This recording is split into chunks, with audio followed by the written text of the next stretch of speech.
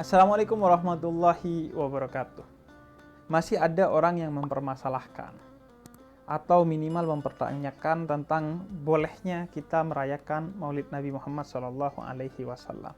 Sebenarnya kalau kita mengacu kepada Al-Quran, Allah katakan sekecil apapun engkau diberi rahmat oleh Allah, maka bergembiralah. Sebagaimana jika kita membaca surat Yunus ayat 58.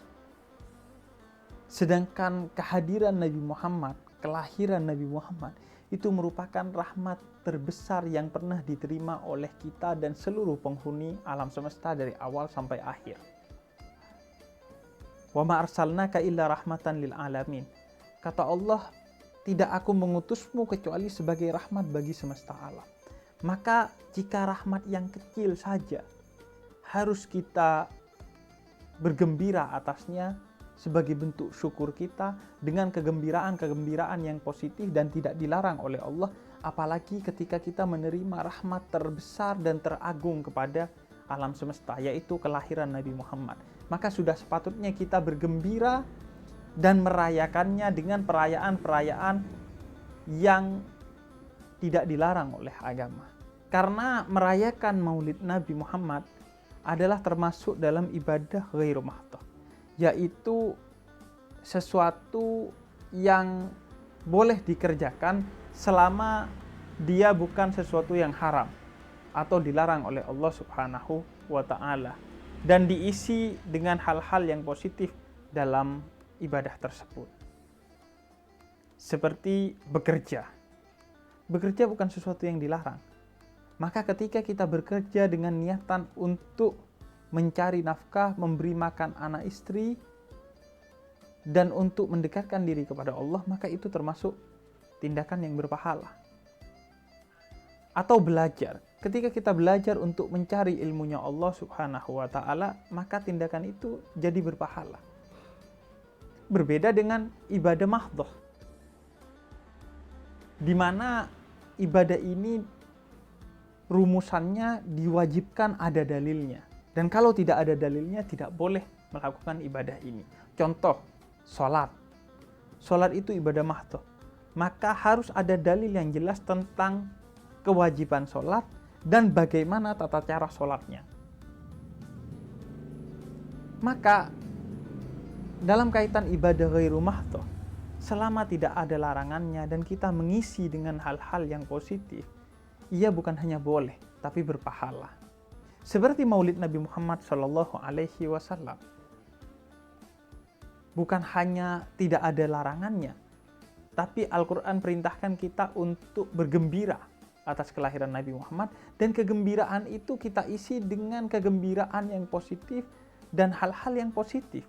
Misalnya, membaca Maulid Nabi. Membaca Maulid Nabi itu isinya dari Maulid Nabi Muhammad SAW itu adalah sejarah Nabi Muhammad dan pujian kepada Nabi Muhammad.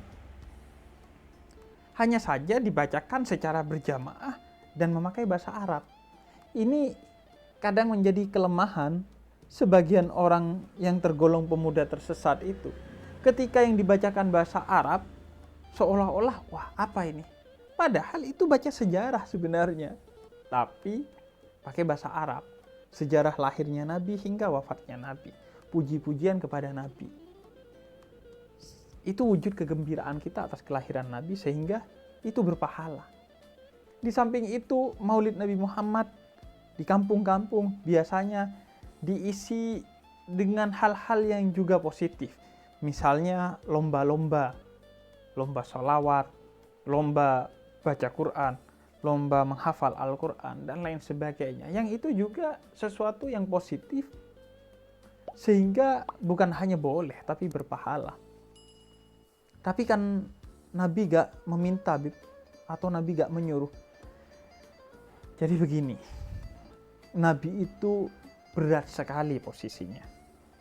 Beliau itu diutus oleh Allah ke muka bumi ini untuk menyampaikan dua misi yang terkait dengan dirinya. Yaitu yang pertama, diminta untuk menyebut dirinya sebagai Nabi dan Rasul. Bayangkan, Nabi itu betapa beratnya. beliau diutus ke muka bumi ini dan menyampaikan bahwa dirinya adalah utusan Allah. Berbeda kalau Anda diutus untuk menyatakan si A, si B utusan Allah. Masih ada objektivitasnya. Orang masih mungkin percaya karena Anda tidak narsis. Tapi kalau Nabi, betapa beratnya beliau diutus oleh Allah ke muka bumi untuk menyatakan bahwa aku adalah utusan Allah, dan siapa yang ingin selamat di dunia dan di akhirat, maka bersahadatlah kepada Allah dan kepada aku. Bayangkan betapa beratnya misi Nabi Muhammad. Kalau tidak betul-betul agung, maka orang tidak akan percaya. Karena itu beliau adalah manusia suci. Bukan hanya tidak pernah melakukan kesalahan dan melakukan hal yang sia-sia, tapi selalu melakukan hal-hal yang paling terpuji. Kemudian yang kedua, nggak cukup Nabi Muhammad diberi beban lain, dalam tanda petik, berupa memerintahkan orang untuk bersalawat kepada beliau, memuja-muji beliau. Bayangkan betapa beratnya. Kalau Anda diberi tugas untuk menyuruh orang lain memuja-muji si A atau si B, mungkin agak mudah. Tapi bayangkan Anda diberi tugas untuk memerintahkan orang lain memuja diri Anda. Itu bukan satu yang mudah. Salah-salah bisa kita yang terjebak dalam kesombongan. Salah-salah kita bisa dianggap narsis kalau kita tidak memantaskan diri. Jadi karena dua tugas utama itu, Nabi harus memantaskan dirinya secara agung.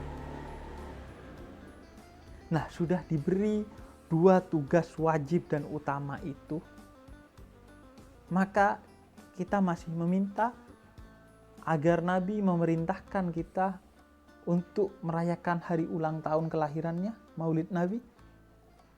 Ya enggak dong. Kita yang harus sadar diri, sudah dibawa dari zulumat, dari kegelapan, menuju nur, cahaya, maka tahu diri sebagai bentuk terima kasih, kita rayakan hari kelahirannya. Tanpa Nabi kemudian menyuruhnya. Apalagi minta dalil Nabi pernah melakukannya atau tidak. Anda berharap Nabi merayakan ulang tahunnya. Nabi gak senarsis itu. Nabi mengaku Nabi dan minta disalawati karena Allah yang memerintahkan. Kalau beliau sendiri, beliau seorang yang sangat rendah hati.